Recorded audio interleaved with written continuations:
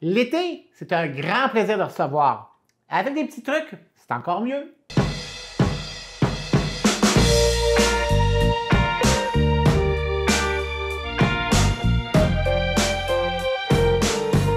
Ma surprise pour vous cette semaine, c'est de préparer avec vous des hors-d'œuvre, des bouchées qu'on peut facilement passer pour un apéro, comme on peut s'en servir pour en faire un repas complet quand on en sert beaucoup. En plus de ça, il y aura un dessert de fin, un dessert à la banane glacée, un dessert caramel banane à la crème glacée, vous allez voir, c'est divin.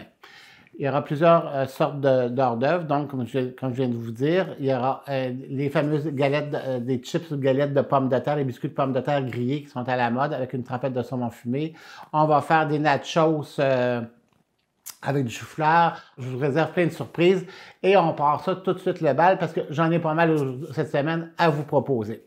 La première recette, les biscuits de pommes de terre, les chips, on peut appeler biscuits ou chips de pommes de terre grillés, ça prend évidemment des pommes de terre. Puis quand on fait la recette, ça prend des pommes de terre pas trop grosses parce que vous allez voir, on va les écraser tantôt. Parce que si elles sont trop grosses, ça va faire une trop grosse galette, puis c'est pas vraiment ça qu'on veut. Avec ça, on va avoir besoin d'huile d'olive, de romarin, de sel de poivre.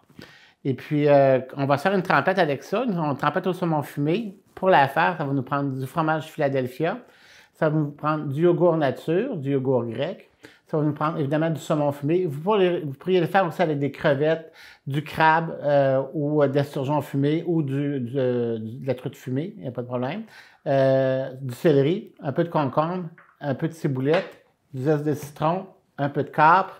Et puis, vous allez voir, ça va être délicieux. La première étape, c'est les pommes de terre. Ce qu'il faut faire, c'est qu'on prend les pommes de terre, on les met dans un chaudron, on doit les faire bouillir, les faire cuire.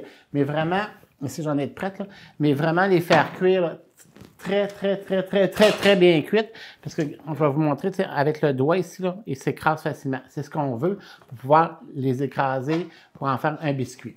On se prend une tôle à biscuit comme ça, et puis on va venir déposer nos pommes de terre sur notre tôle. Il y a deux possibilités. Soit vous preniez avec un pilon à pommes de terre, là, on peut venir les écraser, ou encore deux fourchettes. Donc, on va venir ça comme ça. Puis on les veut quand même assez minces. On peut commencer par ça, puis je vais finir avec la fourchette pour vous montrer. Ou encore, avec la fourchette, si vous n'avez pas de pilon à la maison, ça peut aller aussi bien. Donc, l'idée, ça va être des huilés et puis les envoyer au four pour les mettre crispy. Puis, on va essayer de les mettre, vous savez, pas trop épaisses parce qu'on veut pas, on veut vraiment que ça devienne comme un croustillant, comme une chip. Là. On veut pas avoir le dessus d'un pâté chinois, c'est pas ça qu'on veut, c'est vraiment que ça devienne croustillant, donc que ça devienne cassant un petit peu. Là.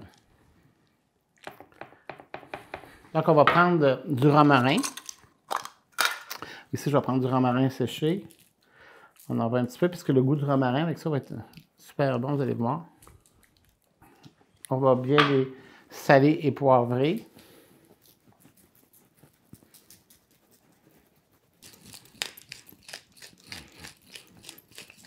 Et puis, on vient prendre un petit peu d'huile d'olive, puis on vient étendre ça sur le dessus. Bon, ça, c'est une étape de fait. Et puis, ça, on envoie ça au four à convection roast. Pas bake, convection roast.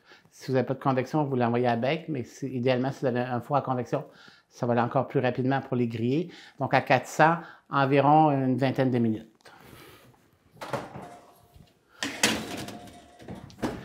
Pendant que ça va cuire, on va préparer notre trempette. Alors, pour faire la trempette, fromage à la crème qu'on va venir écraser.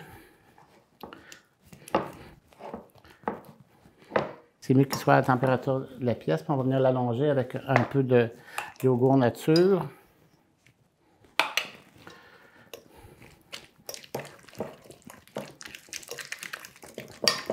Donc, on va venir mettre le zeste d'un citron.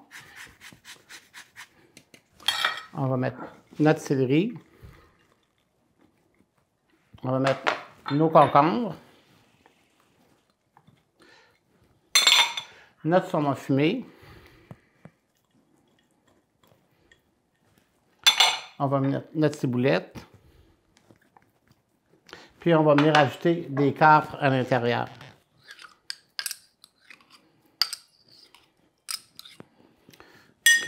Et on va saler et poivrer.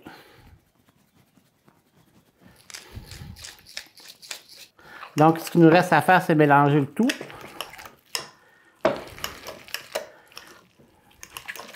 Ça sent très bon. Vous allez voir, avec la pomme de terre grillée, vous allez voir, ça va être excellent. Donc, c'est fait. On réserve ça. Puis quand nos pommes de terre vont être prêtes, tout à l'heure, à la fin, on va se faire un bon petit gueuleton. Là, on s'en va faire un autre hors d'œuvre.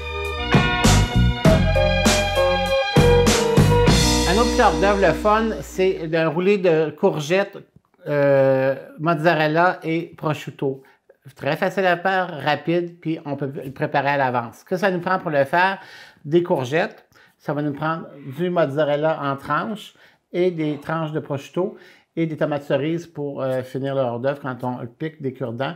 Et pour mariner les courgettes, parce qu'on va les faire comme demi-cuire, on a besoin de vinaigrette. Et moi, pour la recette, c'est express à ma cuisine, n'oubliez jamais ça. Hein?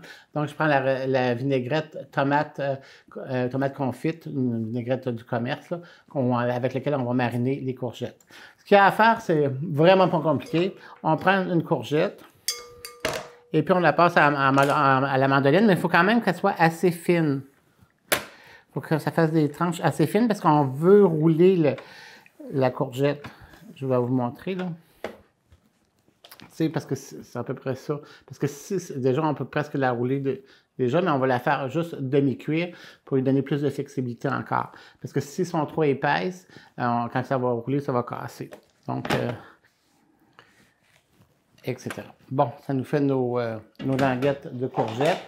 On vient les mettre dans un bol. On va y rajouter un petit peu de vinaigrette du commerce, tomate oregano, tomate confite. Comme ça, on va se préparer une plaque, une tôle avec papier parchemin. Et ça, vous pouvez les faire facilement à 24 heures d'avance, il n'y a pas de problème.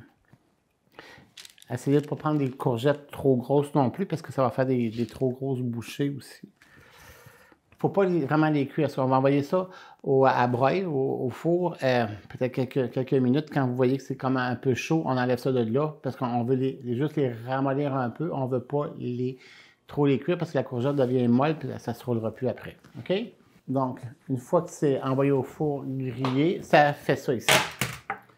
Mais grillé, c'est-à-dire demi-cuit, c'est pas nécessairement grillé. Donc, on voit qu'ils sont quand même très, très flexibles, très molles, c'est ce qu'on veut. Donc là, je vais venir en faire quelques-unes ici pour vous montrer. Donc, on vient prendre du mozzarella. Ça pourrait être un autre fromage si vous préférez. Ça peut être du cheddar fort, peu importe, là. Ça va pour le fromage. On va prendre du prosciutto. On va venir enlever un peu de gras. Donc, notre étape est faite. Tout ce qui restait à faire, c'est dérouler. On vient rouler ça. Donc, ça nous fait un petit hors d'œuvre en spirale. Puis on va venir piquer avec une tomate cerise.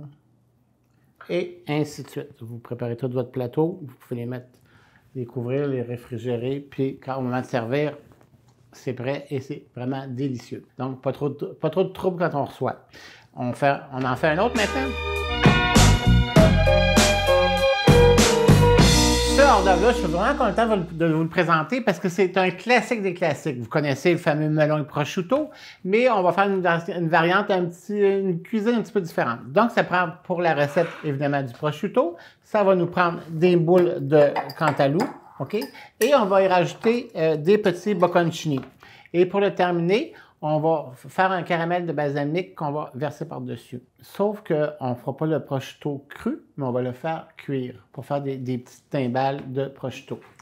Pour le faire, ça va nous prendre une toile à biscuit avec un parchemin et on vient prendre nos tranches de prosciutto comme ça. C'est toujours délicat à travailler le prosciutto, faire des tranches. Donc, ce qu'on va faire, c'est qu'on vous laissez le gras, parce que comme on va le faire cuire, c'est le gras qui va donner la saveur aux choses, puis il va sécher, puis il va venir comme un chip. On prend notre prosciutto, la tranche qu'on coupe en deux, et on vient la rouler au bout de notre doigt pour en faire une espèce de petit nid. Vous voyez ce que ça fait? Et puis, je viens étendre ça ici, comme ça. Et ainsi de suite, vous en faites tant que vous voulez. Une fois fait, on le passe au four à 300 degrés. Il ne faut pas que ça soit plus haut que ça, parce que sinon, si ça est plus haut, ce qui va arriver, c'est que le prosciutto ne séchera pas. Il va plutôt brûler, puis l'intérieur ne sera pas sec, parce qu'on veut avoir une espèce de texture de, vous savez, de bacon cuit croustillant. C'est ce qu'on veut avoir. Et puis, on le met environ, dépendamment de votre type de four, entre 8, 10, 11 minutes. Parce que vous allez voir, en sortie du four, il est déjà sec, mais avec la cuisson, il va continuer à sécher inévitablement là, en refroidissant. Parce que ça, on met ça au four.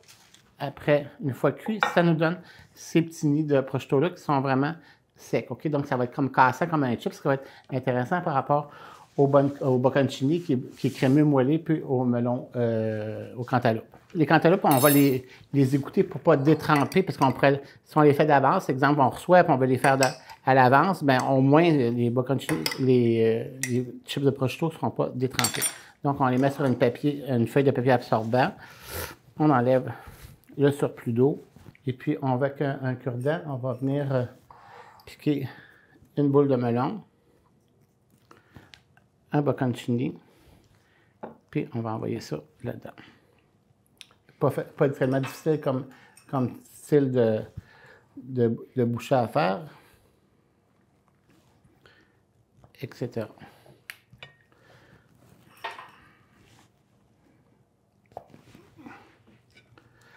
Donc, vous pouvez les préparer à l'avance comme ça. Une fois que c'est fait, on les laisse comme ça au réfrigérateur. On ne touche pas. Juste au moment de servir, on vient avec du caramel. On peut mettre du sel et poivre aussi, c'est vrai. On peut rajouter un peu de sel dessus pour le côté bocconcini. Bocconcini qui est plutôt neutre, malgré que le prosciutto est salé. Puis, on vient poivrer assez généreusement les bouchées. Je reviens au caramel de balsamique. Ça, on va venir étendre ça là-dessus à la dernière minute. Donc, ça va venir vinaigrer puis sucrer un peu le prosciutto. Ça va être délicieux. Ça fait qu'à la dernière minute, tantôt, quand on servira nos hors d'œuvre, on mettra du caramel de balsamique. Puis, on va en faire un autre. Un petit hors d'œuvre le fun qu'on peut même faire au barbecue, celui-là. Ce que ça prend pour le faire, c'est un pain de miche, OK? Ça prend du fromage. En plus de ça, ça va nous prendre pour les garnir une confiture d'oignon. La recette va être inscrite dans voir les recettes là, sur le site avec cette recette-là. Tous les ingrédients vont être là, puis le mode de préparation pour le faire. Je ne l'ai pas fait parce qu'on l'a déjà fait dans une émission antérieure, puis je suis sûr que vous allez bien la réussir. Comme garniture sur le dessus de tout ça, on va rajouter quelques amandes grillées et puis un peu de persil. Pour faire les croûtons, on prend notre tranche de pain. Moi, ici, je les ai fait dans une poêle striée, mais vous pouvez le faire sur le barbecue l'été. L'idée, c'est qu'à cause de l'émission, on ne peut pas tout faire en même temps, parce que je les ai préparés un petit peu d'avance, mais c'est très agréable quand la confiture d'oignon peut être chaude un peu, le crouton chaud, puis le fromage bleu qui fond un peu sur le crouton. Donc, l'idée, je vais prendre de l'huile de canola en vaporisateur. On vient vaporiser notre tranche de pain. Et puis, on la fait griller sur le barbecue. Puis une fois qu'elle est bien grillée, bon, on vient la tailler en morceaux, peu importe la grosseur du morceau. Là. OK? Après ça, on va prendre notre fromage. C'est vraiment pas un hors d'œuvre compliqué. Donc, on vient mettre du fromage. On vient le garnir de confiture d'oignon. Ça peut être confiture d'oignon rouge, ça peut être de la confiture de poivron, peu importe. Puis, on va mettre quelques amandes ici, sur le dessus, avec un petit peu de persil. Ça fait qu'on se fait des bons hors d'œuvre de même. Et chaud, là, je vous dis que c'est tellement bon. Puis avec la confiture chaude, là, c'est vraiment divin. Parce que c'est un hors d'œuvre facile, rapide à faire. Et puis que tout le monde peut se gaver avec ce petit gueuleton-là. On en fait un autre. Maintenant, on va faire des nachos. Qui aime pas les nachos? Tout le monde aime ça. Recette facile à faire. Par contre, au lieu de faire avec un chips de maïs, on va le faire avec du chou-fleur. Peut-être que les sans gluten pourront en manger. Ce que ça prend pour faire la recette, pas de surprise, du chou-fleur. Ça va prendre du beurre fondu.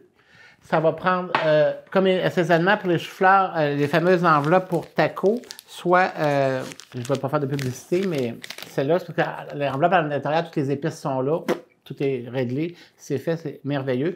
Vous avez deux versions, soit la version piquante ou traditionnelle, à vous de choisir.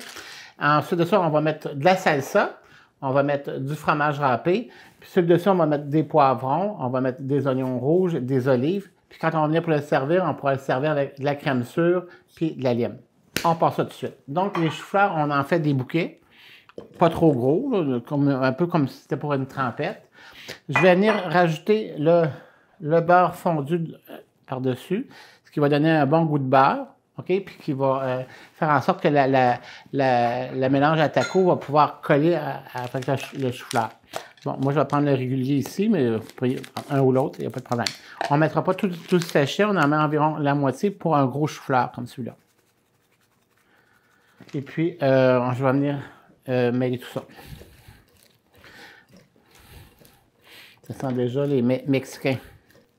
Bon, une fois que c'est fait, pas long à faire, on prend une plaque, on vient verser notre chou-fleur sur la plaque et on l'envoie au four à 400 environ 9 minutes. On ne veut pas que le chou-fleur soit trop cuit, donc environ 9 minutes, c'est comme un peu al dente parce qu'au four, il va recuire encore avec le fromage et puis les autres légumes.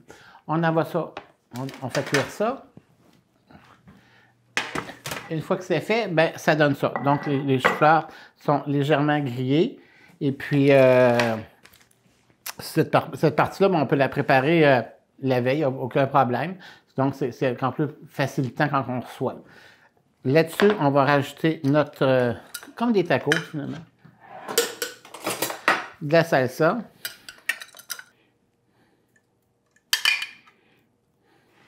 On va mettre du fromage. Le fromage que j'ai pris ici, vous savez, c'est les fameux fromages, les mélanges Tex-Mex, où il y a différentes sortes de fromages pour donner des goûts un peu plus punchés.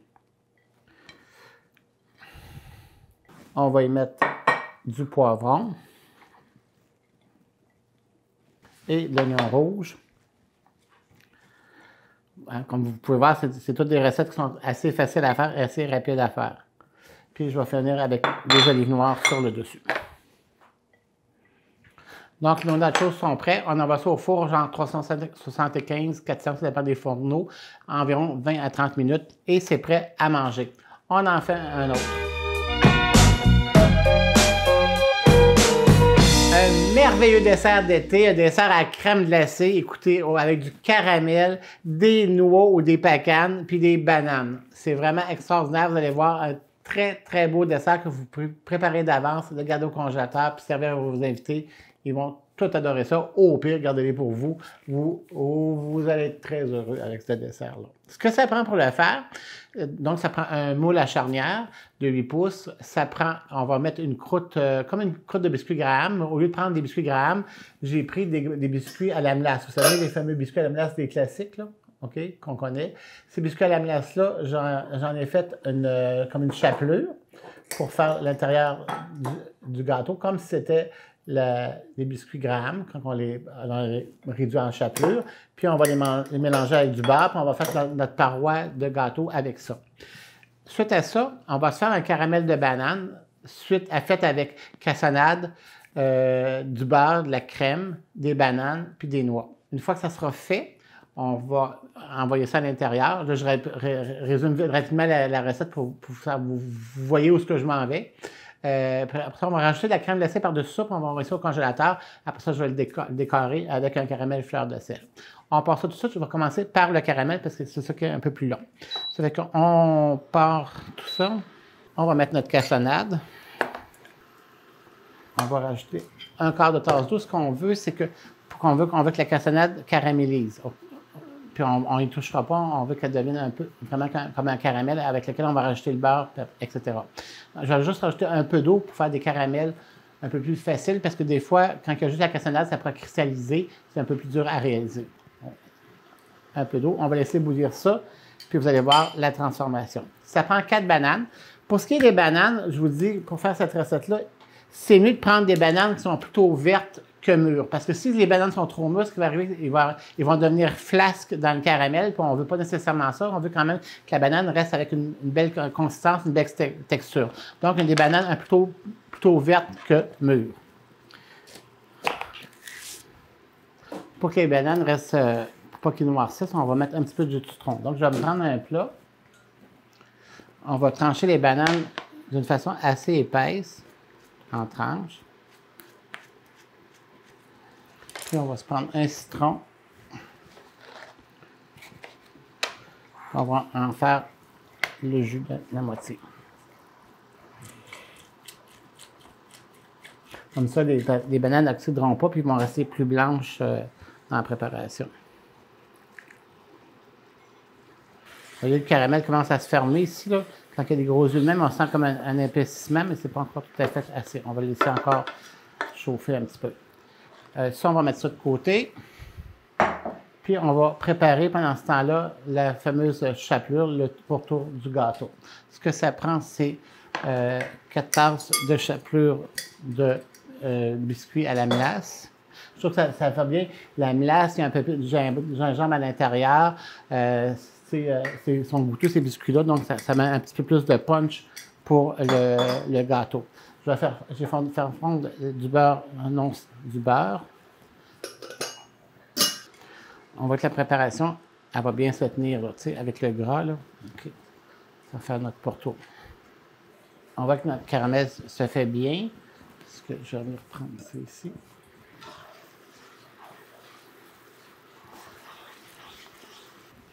Maintenant qu'il est rendu comme ça, vous voyez l'épaississement des gros yeux qui se forment ici. On va rajouter le beurre à l'intérieur. Vous voyez le beau caramel qui est en train de se former, là. Une fois que le beurre est fondu, on va rajouter... Moi, j'ai mis des pécanes. J'aime bien les pécanes. Vous pouvez mettre des noix de Grenoble, vous pouvez mettre des amandes ou des noix de macadam, peu importe ce que vous aimez le plus. Donc, on va en mettre environ une tasse de noix, comme ça. Puis, on va laisser praliner ça un petit peu. Pendant ce temps-là, on va finir notre mouture ici. Donc, je viens verser la préparation ici à l'intérieur. Puis, on va en mettre des biscuits, pas juste dans le fond, mais sur les parois aussi. Parce que je viens aplatir ça ici. Je commence comme ça. Puis pour l'aplatir, je viens prendre un verre. C'est plus facile. Bon, ça ici, je peux surveiller ça en même temps aussi. Donc, ici, à partir de là, vous voyez comment ça bout, je viens rajouter les bananes. Puis, je rajoute une tasse de crème.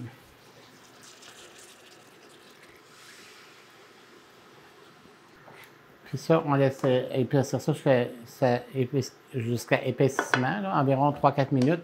Vous allez voir, ça fait un caramel plutôt épais, c'est ce qu'on va avoir. Cette préparation de biscuit, une fois qu'elle est faite, on va, normalement, là, je ne le ferai pas parce que pour le besoin de la télévision, mais généralement, on l'envoie au four à peu près 5-6 minutes à 350 pour cuire le beurre avec les biscuits. Mettons que c'est fait. Notre caramel de banane est presque prêt. Après, normalement, 3 ou 4 minutes, c'est prêt. Parce que quand on passe la louche, vous voyez les yeux comment ça bout gros. Puis quand on passe la louche, puis on voit un petit chemin comme ça dans le fond de la poêle, ça veut dire que le caramel est prêt. Donc ça, on va mettre ça de côté pour le laisser refroidir. On laisse refroidir ça. Comme je vous ai dit tout à l'heure, ça doit être normalement cuit au four à 350 pendant 5-6 minutes. On laisse refroidir ça. Puis une fois que ça serait fait, on rajouterait les deux froids, on rajouterait notre crème glacée. Évidemment, vous aurez compris que j'en ai fait un d'avance au congélateur, parce que je vais aller chercher ça. On va se prendre une assiette à gâteau. Donc, vous voyez ce que ça fait, notre pâte. Comme ça, puis sur le dessus, j'ai acheté un caramel fleur de sel qu'on va venir étendre sur le dessus comme ça.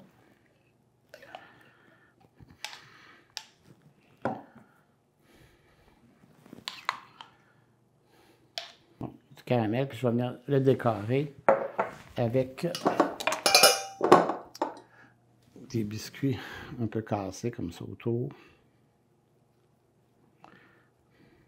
si toutefois en passant, si vous avez, pour faire la chapelure de biscuits à la mélasse, si le biscuit est trop frais, trop mou, laissez-le sécher un petit peu. Il va être plus facile à passer dans le robot pour le réduire en chapelure. Ou encore, si vous le coupez, le cassez, vous savez, avec un rouleau à pâte dans un sac Ziploc.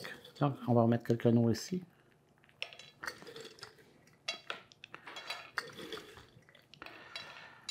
Ça fait que voilà mon gâteau d'été, caramel, banane et biscuits à la mélasse. Ça fait que bon appétit. On fait un résumé de ce qu'on a fait aujourd'hui. Vraiment fier de notre table. Écoutez, plein de belles bouchées pour recevoir, facile qu'on peut préparer d'avance. Vous vous souvenez, les pommes de terre grillées, que ça fait des belles galettes comme ça, comme un biscuit avec notre trempette au saumon fumé. Nos roulés de courgettes, prosciutto et fromage. Il y a ici nos petites coquilles de prosciutto séchées avec notre caramel de balsamique. Vous vous souvenez combien mettre du caramel par-dessus tout ça pour rendre ça un peu plus cochon, un peu plus attrayant.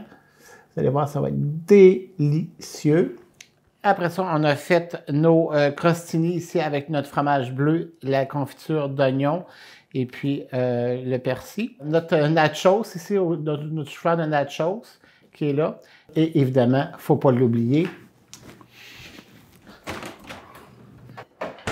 notre fameux gâteau au caramel et banane. Vraiment un délice. Je vous l'ai coupé en deux pour vous montrer de quoi ça va l'air à l'intérieur. Alors, bon été. Faites-en des parties, c'est le fun. On peut recevoir des bouchées, les préparer à l'avance, puis tout le monde est content, puis on va faire bien des heureux. Bonne semaine, à la prochaine. Bye bye.